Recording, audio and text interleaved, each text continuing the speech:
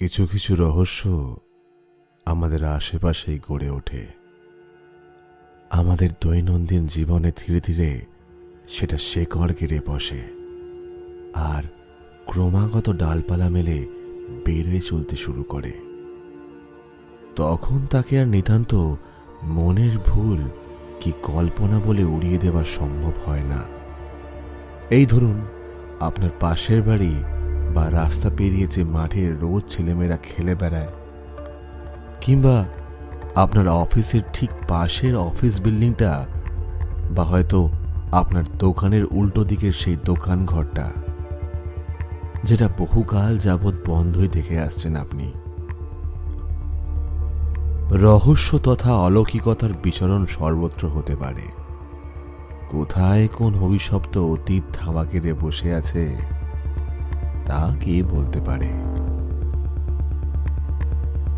নমস্কার, আশা করি ভালো আছেন সকলে।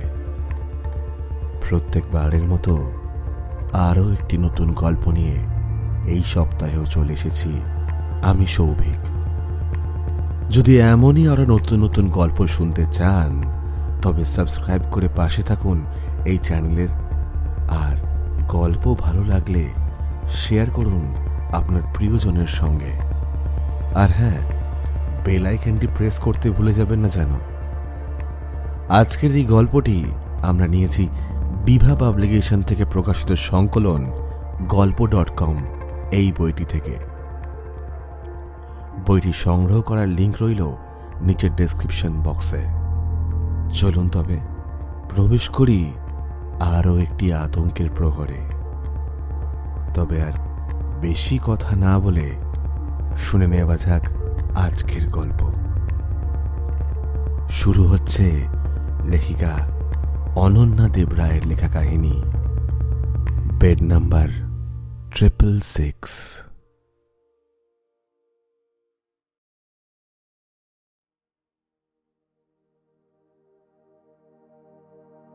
গলা থেকে স্টেথোস্কোপটা খুলতে গিয়ে অভির চোখ আবার আটকালো সেই বন্ধ ঘরটার উপর। সেই জবে থেকে অভি এই বেসরকারি মিশনারি হসপিটালটায় জয়েন করেছে, তবে থেকেই ঘরটাকে তালা বন্ধ অবস্থাতেই দেখে আসছে। আরও একটা ব্যাপার আছে, বন্ধ দরজাটার উপর দিকে একটা আংটা থেকে ঝোলানো আছে একটা ক্রুশ। ব্যাপারটায় খুবই অবাক হয় অভি। এই মিশনারি হসপিটালটা মাঝারি গোছের, উপর নিচে মিলিয়ে মোট 12টা ঘর, আর তার মাঝে একটা ওটি। দুটো ঘর নিয়ে তৈরি ডক্টরদের রেস্টরুম আর হসপিটাল ইনচার্জ ডক্টর নিকোলাস পেরেরার নিজস্ব অফিস। বাদবাকি ঘরগুলো পেশেন্টদের জন্য বরাদ্দ। নার্সদের জন্য কোনো আলাদা রেস্টরুম নেই। একটা লম্বা করিডোরের কিছুটা পার্টিশন করে কোনো ক্রমে যে ব্যবস্থা করা হয়েছে সেটাও তেমন ভদ্রস্থ নয়। আউটডোর ফার্মেসি আর কিচেন এইসবও আলাদা করে তৈরি করা হয়েছে। মোট কথা হসপিটালের রুমের বেশ টানাটানি আছে, অথচ গোটা একটা খালি রুম ভগবান জানে কেন তালা বন্ধ করে ফেলে রেখে দেওয়া হয়েছে। ডুয়ার্সের এক সুন্দর জনপদ হ্যামিল্টনগঞ্জ। ছোট্ট ছিমছাম পাহাড়ি টাউন, লোকবসতি খুব একটা গাদাগাদিকর নয়। রেল স্টেশন আর মার্কেটকে কেন্দ্র করেই মূলত গড়ে উঠেছে জনপদটা। মার্কেট অঞ্চলটাকে পিছনে ফেলে খানিক এগোলেই অল্প সময়ের মধ্যেই খালি খালি হয়ে আসে চারপাশ, আর মনোরম হতে শুরু করে দৃশ্যাবলী। হ্যামিল্টনগঞ্জের বুক চিরে চলা একটা কালো পিচের রাস্তা মরা সাপের মতো এঁকে বেঁকে এগিয়ে গেছে ভুটানের ফুন্ট শেডিংয়ের দিকে। হ্যামিল্টনগঞ্জ মার্কেট থেকেই পিচের রাস্তা ধরে কিছু দূর যাবার পরে ডান দিকে আরেকটা রাস্তা ঢুকে গেছে সবুজ বনানী ভেদ করে। এই রাস্তা ধরে যত এগোবে ততই চারপাশে সবুজ সমাহার, আর দূরে বিছিয়ে আছে নীল পাহাড়ের সার। এই অপরিসর পিচের রাস্তাটার উপর দিয়েই আড়াআড়ি বিছিয়ে আছে রেল লাইনটা। রেল লাইনটা টপকে আর কিছুটা গেলেই চোখে পড়ে একটা মাঝারি গোছের দোতলা সাদা বিল্ডিং। মিশনারি হসপিটাল, আর হসপিটালের উল্টো দিকে 300 মিটারের মধ্যেই দাঁড়িয়ে আছে একটা চার্চ। হসপিটালটা ওই চার্চটিরই অধীনে। হ্যামিল্টনগঞ্জে একটা সরকারি স্বাস্থ্যকেন্দ্র আছে বটে, তবে সেটা মার্কেটের কাছে। এই মিশনারি হসপিটালটা মূলত গড়ে উঠেছে চা বাগানটার জন্য, কারণ হসপিটাল আর চার্চ থেকে মাত্র 1/2 কিলোমিটার দূরত্বেই সদর্পে দাঁড়িয়ে একটি বিখ্যাত টি এস্টেট। সেটি ব্রিটিশ জামানায় তৈরি হয়েছিল। তবে এখন সেই ব্রিটিশও নেই, আর সেই রাজত্বও নেই। তবুও সেই জামানার প্রতিনিধি হয়ে সদর্পে দাঁড়িয়ে আছে চা বাগান, চার্চ আর হসপিটালটি। অবশ্য ব্রিটিশ জামানার আরও একটি প্রতিনিধি থেকে গেছে এই হ্যামিল্টনগঞ্জে, একটা পরিত্যক্ত পোড়া চার্চ। মিশনারি হসপিটালটি মূলত চা বাগান বস্তির মানুষদের জন্যই গড়ে উঠেছিল কোনো এক জামানায়। তবে এখন সাধারণ মানুষও যায় সেখানে। পরিচ্ছন্ন পরিবেশ, মোটামুটি উন্নত চিকিৎসা আর আন্তরিক ব্যবহার পায় বলে এখন হ্যামিল্টনগঞ্জের বেশিরভাগ মানুষই চিকিৎসার জন্য চলে আসে চলতি কথায় পরিচিত এই মিশন হাসপাতালে।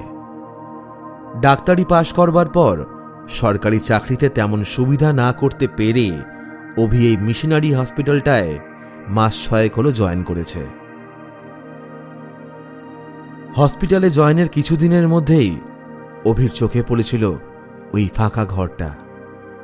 হসপিটালের অন্যান্য ঘরের মতোই এই ঘরটার দরজাটিরও কাঠের ফ্রেমের মধ্যে কাঁচ বসানো। ঘরের ভেতরে কি আছে তা দেখার জন্য একদিন অভি কৌতূহলবশত কাঁচের উপর দিয়ে উঁকি দিয়েছিল।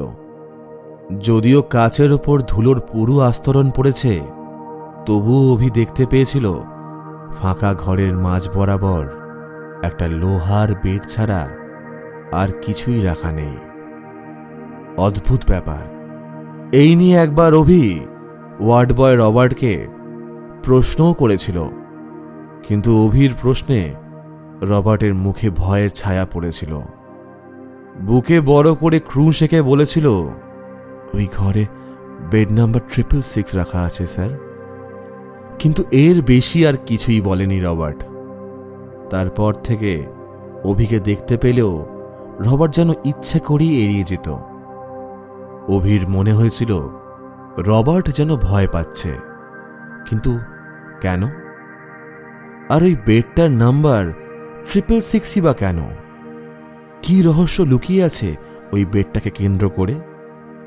আরও অদ্ভুত ব্যাপার, এই হসপিটালে অভি প্রায় 6 মাস পার করে ফেললেও আজ পর্যন্ত কোনো স্টাফকে অভি ওই বন্ধ রুম বা তার ভিতরে রাখা বেড নিয়ে কোনো কথা বলতে শোনেনি। ডক্টরস থেকে শুরু করে নার্স, ওয়ার্ড বয়, এমনকি নর্মাল স্টাফরাও ভুলেও ওই ঘরটা নিয়ে আলোচনা করে না। ভাবখানা এমন যেন তারা ওই ঘরটাকে দেখতেই পায় না। এইভাবেই চলে যাচ্ছিল, হয়তো চলেই যেত, কিন্তু সাম্প্রতিক একটা ঘটনায় ওই বন্ধ ঘর আর তার ভিতর রাখা বেড নাম্বার 666 ইতিহাস উন্মোচিত হলো অভির সামনে। এইবার বর্ষার শুরুতেই ভারী নিম্নচাপের প্রভাবে নাকাল ডুয়ার্স, আর তার সঙ্গত হিসেবে বেড়ে চলেছে রোগ জীবাণুর প্রকোপ। অজানা জ্বরে কাহিল চা বাগানের শ্রমিক বস্তি, বিশেষত ছোট বাচ্চারা বেশি অসুস্থ হয়ে পড়ছে। সংক্রমণ ছড়িয়েছে সাধারণ জনবসতিতেও। সেখান থেকেও বহু পেশেন্ট এসে ভর্তি হচ্ছে এই মিশন হসপিটালে। সব বেডগুলি ভর্তি। বহু পেশেন্টদেরই স্থান হচ্ছে ওয়ার্ডের মেঝেতে, অথচ একটা ঘর পুরো খালি। এইবার ধৈর্যের বাঁধ ভাঙে অভির। বন্ধ ঘরটার তালার চাবি ঝোলানো থাকে ডক্টর পেরেরার অফিসে। এক সন্ধ্যাতে কতকটা বিরক্ত হয়েই ডক্টর পেরেরার অফিসে হাজির হয় অভি। ডক্টর তখন ফাইলপত্রে ডুবেছিলেন। এই হসপিটালটি একটি দক্ষিণ ভারতীয় মিশনারি সংস্থার অধীন। বিভিন্ন অনুদানের উপর ভিত্তি করেই চলে এর খরচ, তাই স্টাফের তেমন প্রতুলতা নেই। বিভিন্ন অফিসিয়াল কাজ ডক্টর পেরেরাকেই সামলাতে হয়। সেই সন্ধ্যায় অভিকে অসময়ে নিজের অফিসে দেখে কিছুটা বিস্মিত হলেও স্মিত হেসে বসতে বলেন প্রৌঢ় দক্ষিণ ভারতীয় ডক্টরটি। তারপর কোনো ভনিতা ছাড়াই সরাসরি আসল কথাটা বলার পর অভি খেয়াল করে ডক্টর পেরেরার মুখের প্রতিটা রেখা কঠিন হয়ে উঠেছে। বেশ কিছু সময় স্থির হয়ে বসে থাকার পর মুখ খোলেন ডক্টর নিকোলাস পেরেরা। ওই পরিত্যক্ত ঘরটা আমরা ব্যবহার করতে অক্ষম। ওই ঘরে এখন হয়তো অন্য কারোর বাস। আমাদের অধিকার নেই ওই ঘরে ঢোকার। অন্য কারো বাস মানে? কে থাকেন ওই ঘরে? অভির প্রশ্নে বুকে ক্রুশ আঁকেন ডক্টর পেরেরা। চোখে মুখে অস্বস্তি ভাব স্পষ্ট হয়ে ফুটে উঠেছে ওনার। অভি বেশ বুঝতে পারে যে ডক্টর এই বিষয়ে কথা বলতে স্বস্তি বোধ করছেন না। ব্যাপার স্যাপার দেখে মনে মনে বিরক্তই হয় অভি।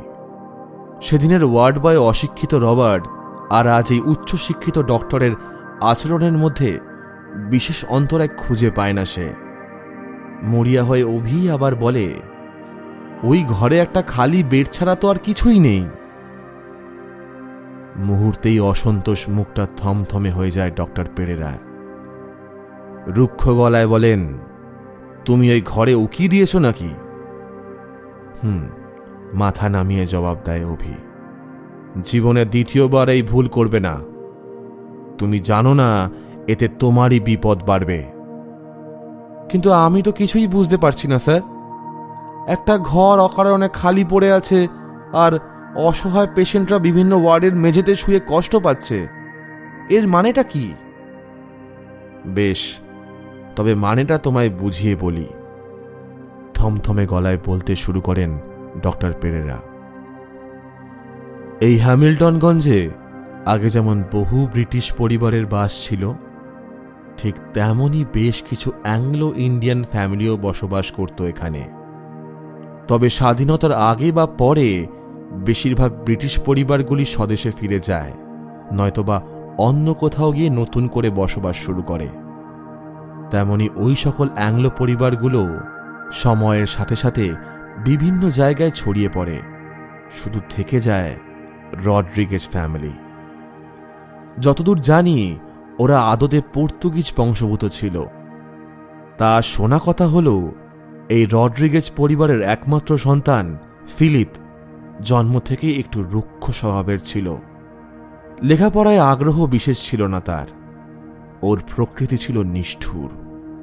তা সেই ফিলিপ যখন প্রায় বছর 25 বা 26 হবে, তখন আচমকা একদিন নিরুদ্দেশ হয়ে যায়। তারপর বহুকাল পর আবার হঠাৎই একদিন আবির্ভূত হয় এই হ্যামিল্টনগঞ্জে।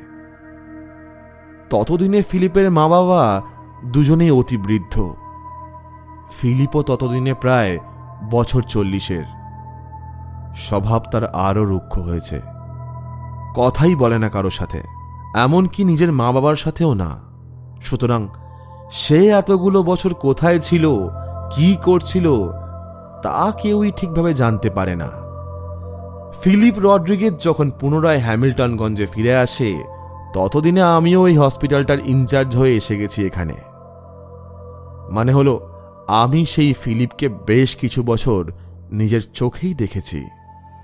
তার তামাটে বর্ণ চেহারায় একটা জান্তব রুক্ষতা ভেসে বেড়াত। চোখে দৃষ্টি ছিল অসংলগ্ন। মোট কথা, তাকে দেখলে অপরের মনে প্রীতিসুলভ মনোভাব কোনো মতেই তৈরি হতো না, বরং ভয় ভয় ভাব গ্রাস করত মনকে। ফিলিপ রড্রিগেজ বাড়ি ফেরার কয়েক মাসের মধ্যেই বৃদ্ধ রড্রিগেজ দম্পতির একে একে মৃত্যু ঘটে।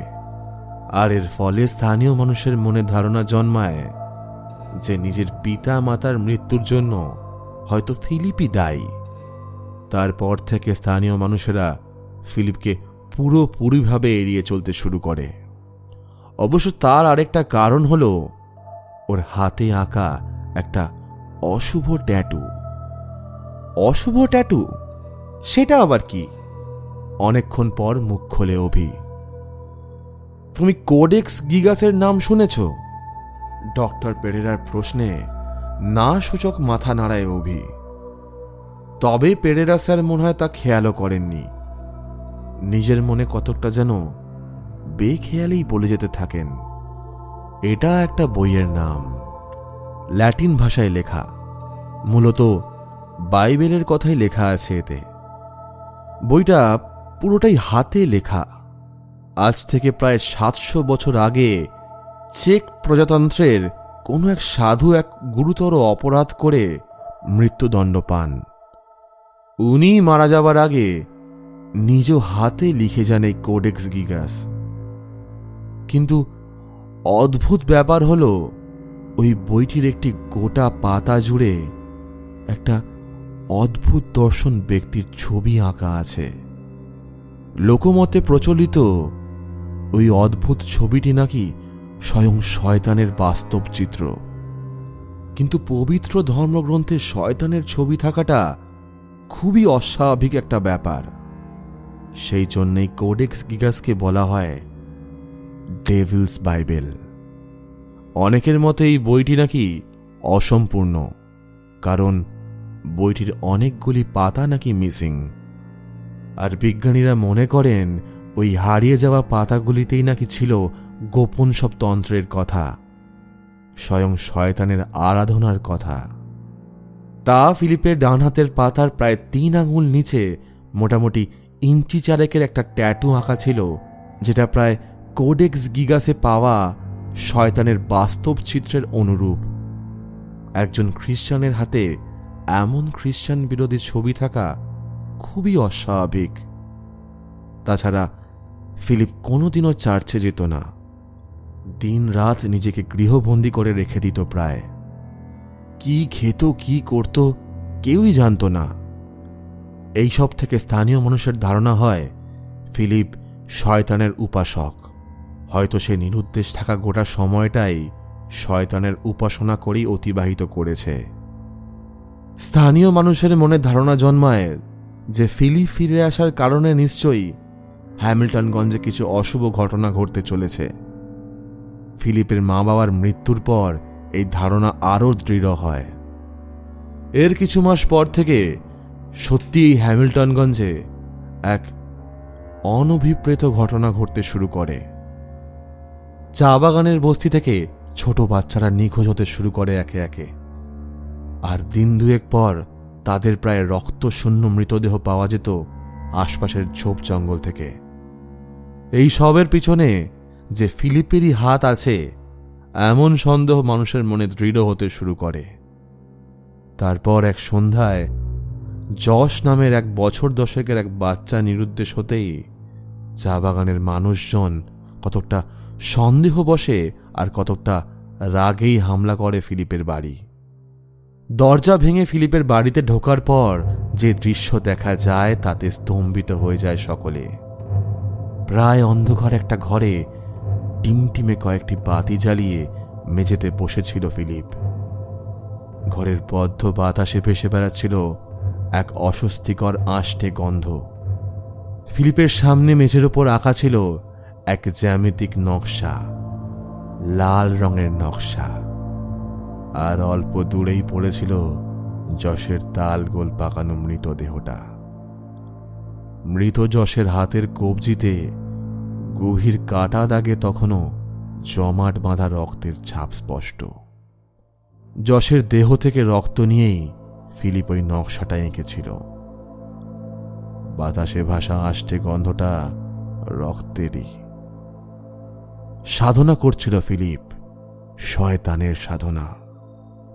এইসব অবশ্য আমার শোনা কথা। গণপিটুনিতে আহত ফিলিপকে পুলিশ যখন উদ্ধার করেই হসপিটালে অ্যাডমিট করে যায় তখন সে প্রায় আধমরা। আমরা যথাসাধ্য ট্রিটমেন্ট করলেও ফিলিপ 2 দিনের বেশি বাঁচেনি। মাথায় গভীর আঘাত ছিল ওর। যে 2 দিন ও এই হসপিটালে ছিল বেশি সময় অজ্ঞান হয়ে থাকত, আর অল্প অল্প জ্ঞান যখন থাকত তখন সে অজানা ভাষায় বিড়বিড় অনেকটা প্রার্থনা করার মতো করে কি সব যেন বলতো। সেদিন ভোর রাতেও মারা যায়। তার আগের রাতে একবার মাত্র স্পষ্ট গলায় কথা বলেছিল ফিলিপ। স্পষ্ট ইংরেজিতে কাটা কাটা ভাবে বলেছিল, যাদের জন্য ওকে ওর সাধনা অসম্পূর্ণ রেখে চলে যেতে হচ্ছে তাদের শেষ করে দেওয়ার জন্য ও আবার ফিরবে। আমরা অবশ্য এক মুমূর্ষ রোগীর কথায় তখন তেমন পাত্তা দিইনি।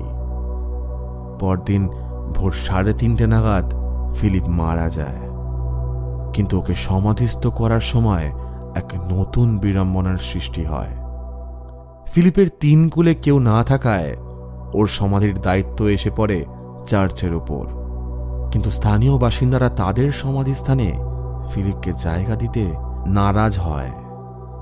তাদের বক্তব্য, ওই শয়তানের উপাসককে তারা তাদের পূর্বপুরুষদের সাথে সমাধিস্থ হতে দেবে না। অতএব উপায় না দেখে ফিলিপকে পাহাড়ের গায়ে ওই পরিত্যক্ত চার্চের বেসমেন্ট সিমেট্রি হলেই সমাধিস্থ করা হয়। ওই চার্চটি ঠিক কী কারণে পরিত্যক্ত হয়েছিল তা আমার সঠিক জানা নেই, কিন্তু এখানের সকল বাসিন্দারা জানে যে ওই চার্চটার বেসমেন্টে একটা সিমেট্রি হল আছে। তৎকালীন ব্রিটিশ পরিবারবর্গ নিজেদের সমাধি নেটিভদের থেকে আলাদা রাখার জন্য ওই ব্যবস্থাটা করেছিলেন। চার্চটা পরিত্যক্ত হবার পর ওটাতে আর কারোকে সমাধিস্থ করা হয়নি, তবে সিমেট্রি হলের চাবিটা নতুন চার্চে যত্ন করেই রাখা থাকে। সুতরাং পরদিন বিকেল নাগাদ ফিলিপের কফিনটা যথাযথ নিয়ম নীতি মেনেই রেখে আসা হয় পুরাতন চার্চটির বেসমেন্টে। সেই রাতে অস্বাভাবিক বৃষ্টি নেমেছিল হ্যামিল্টনগঞ্জে। প্রকৃতি যেন কোনো এক অজানা কারণে তার মনের বিরূপতা প্রকাশ করছিল। রাত প্রায় 3:30 নাগাদ বাজ পড়ার পর তীব্র শব্দে কেঁপে উঠেছিল গোটা হ্যামিল্টনগঞ্জ। গ্রামের মানুষ অবাক হয়ে দেখেছিল মুষলধার বৃষ্টির মাঝেও দাউ দাউ করে চলছে এই পরিত্যক্ত চার্চের ক্রুশটা। কিন্তু তার থেকেও ভয়ঙ্কর ঘটনা তখন ঘটেছিল এই হসপিটালে। যে বেডটায় অসুস্থ ফিলিপ শুয়ে মারা গেছিল, সেই বেডটা কোনো পেশেন্ট না থাকায় ওই দিন রাতে খালি ছিল। মাঝরাতে বাজ পড়ে পরিত্যক্ত চার্চে যখন আগুন জ্বলছিল, ঠিক তখনই ওই শূন্য বেডটির সাদা চাদরটা কাঁচা রক্তে লাল হয়ে গেছিল আচমকাই। ঘটনাটি দেখে রাতে ডিউটিতে থাকা স্টাফেরা আমার কোয়ার্টারে খবর পাঠায়। বিষয়টা নিজের চোখে দেখে হতভম্ব আমিও এর কোনো ব্যাখ্যা খুঁজে পাই না। স্থির করি পরদিন চার্চের ফাদারের সাথে এই বিষয়ে আলোচনা করব। তবে তার আগে ওই রক্তমাখা বেড কভারটা তুলে নিয়ে যেতে আদেশ করি এক ওয়ার্ড বয়কে। কিন্তু বয়টি ওই চাদরটি নিয়ে নিচে নামার সময় হঠাৎই ওটায় পা জড়িয়ে পড়ে মারা যায়। আঘাতে ওর মাথাটা প্রায় চৌচির হয়ে গেছিল। পরদিন সকালে ফাদার এসে সব বিষয় খুঁটিয়ে দেখে কোনো ব্যাখ্যা খুঁজে না পেয়ে বেডটিকে একটা খালি ঘরে বন্ধ করে রেখে দেওয়ার নির্দেশ দেন। ফাদারের মতে ফিলিপের অতৃপ্ত আত্মা ওই বেডটির মধ্যে দিয়েই হয়তো প্রতিশোধ নিতে চায়। তারপর থেকেই বেডটা ওই ঘরে রাখা আছে। সবাই মনে করে ওটা শয়তানের বিছানা, তাই লোকমুখে ওটার প্রচলিত নাম বেড নাম্বার 666, কারণ 666 হল ডেভিলস নাম্বার। সেই সন্ধ্যায় ডক্টর পেরেরার কথা শোনার পর থেকে ওই বেডটির সম্বন্ধে আগ্রহ বাড়তেই থাকে অভির। বেডটিকে সরজমিনে পরীক্ষা করে দেখার ইচ্ছে প্রাবল্য লাভ করে। এক রাতে আচমকাই এক অভাবনীয় সুযোগ এসে যায় অভির সামনে। সে রাতে অভির নাইট ডিউটি ছিল। সাথে ছিলেন সিনিয়র ডাক্তার ডক্টর পাল। রাতের রাউন্ড সেরে এসে অভি দেখেছিল রেস্টরুমের একমাত্র বেডটি ডক্টর পাল টান টান হয়ে শুয়ে ঘুমাচ্ছেন। মানে অভিকে বাকি রাতটা সোফায় বসে কাটাতে হবে। কতকটা বিরক্ত হয়ে আর কতকটা উত্তেজনা বসে অভি ডক্টর পেরেরার অফিস থেকে চাবি নিয়ে পা টিপে টিপে হাজির হয় ওই পরিত্যক্ত ঘরটার সামনে। রাত প্রায় 3:30। হসপিটাল ঘুমিয়ে আছে। এক বুক উত্তেজনা নিয়ে তালা খুলে ঘরের ভিতর পা রাখে অভি। ঘরটা যে খুব অপরিচ্ছন্ন তা নয়, তবে বদ্ধ ঘরের ভ্যাপসা গন্ধের বদলে ঘরটার মধ্যে কেমন যেন একটা আষ্টে গন্ধ ভেসে বেড়াচ্ছে। মাথা ঝিমঝিম করে ওঠে অভির, চোখ বন্ধ হয়ে আসতে চায়। মনে হয় বিছানাটা যেন তাকে ডাকছে। কাল বিলম্ব না করে বেড নাম্বার 666 শুয়ে পড়ে অভি। কিন্তু শুয়েও ঘুম আসে না অভির। কেমন যেন এক ঘোর লাগা অবস্থায় অবশ হয়ে ওঠে অভির দেহ মন। মনে হয় কানের পাশে ফিসফিস করে কে যেন কথা বলছে কোনো এক অচেনা ভাষায়। বাতাসে আষ্টে গন্ধটা বেড়ে ওঠে আরো কয়েক গুণ। বমি বমি পায় অভির, অথচ বেড ছেড়ে ওঠার ক্ষমতাটা লোপ পেয়ে গেছে। তারপর টের পায় একটা নগ্ন শরীর আস্তে আস্তে অভির পা বেয়ে উপর দিকে উঠে আসছে। সেই ভিজে ভিজে নগ্ন শরীর থেকে বের হওয়া চটচটে তরলে ভিজে উঠেছে অভির গা হাত। আষ্টে গন্ধে দম বন্ধ হয়ে আসছে অভির, অথচ চেষ্টা করেও চোখ খুলতে পারছে না সে। নগ্ন শরীরটা এখন প্রায় অভির বুকের উপর। এক চিনচিনে জ্বলনি ছড়িয়ে পড়েছে অভির শিরা উপশিরা বেয়ে। তারপর আর মনে করতে পারে না অভি। ডক্টর পেরেরা বিগত কয়েকদিন ধরেই বেশ চিন্তায় আছেন জুনিয়র ডক্টর অভিষেক বিশ্বাসকে নিয়ে। ছেলেটার কৌতূহল বড্ড বেশি। দিন কয়েক আগে ওকে এক সকালে ওই বন্ধ ঘরটার সামনে অজ্ঞান অবস্থায় পাওয়া গেছিল।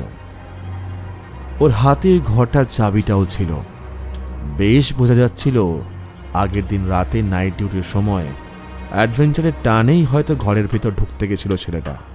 কিন্তু ঘরে না ঢুকে ঘরের বাইরে অজ্ঞান হয়ে কেন পড়েছিল সেটা আর বোঝা যাচ্ছে না। ইনফ্যাক্ট ওকে জিজ্ঞেস করেও কোনো সদুত্তর পাওয়া যায়নি। ও কিছুই মনে করতে পারেনি। কিন্তু গত কয়েকদিনে অদ্ভুত পরিবর্তন এসেছে ছেলেটার মধ্যে। কেমন যেন গম্ভীর হয়ে গেছে ও। চোখের দৃষ্টি অসংলগ্ন, চেহারার মিষ্টতা হারিয়ে রুক্ষতা ফুটে উঠেছে। কাজে কর্মে মন নেই। এই তো ডক্টর পেরেরা একটা ব্লাড স্যাম্পল আনতে বলেছিল ঘণ্টাখানেক আগে, অথচ এখনো ওর পাত্তা নেই। এদিকে স্যাম্পলটা টেস্টের জন্য আলিপুরদুয়ারে এখনই না পাঠালে দেরি হয়ে যাবে অনেক। বাধ্য হয়েই অভিকে নিজের চেম্বারে ডেকে পাঠান ডক্টর পেরেরা। ধীর পায়ে এসে ঢোকে অভি। ঝাঁকড়া চুলে তেল পড়েনি অনেক দিন। গর্তে বসা চোখ দুটো টকটকে লাল। গম্ভীর মুখে ব্লাড স্যাম্পলটা ডক্টর পেরেরার দিকে বাড়িয়ে দেয় অভি। অভির হাতের দিকে চোখ যেতেই শীত দাঁড়াবে বরফ কুঁচি নামতে শুরু করে ডক্টর পেরেরা। অভির ডান হাতের পাতার আঙুল তিনেক নিচে স্পষ্ট হয়ে ফুটে উঠেছে একটা ইঞ্চি চারেকের ট্যাটু। হ্যাঁ, ডেভিলস ট্যাটু, ঠিক যেমনটা ছিল ফিলিপ রড্রিগেজের হাতে।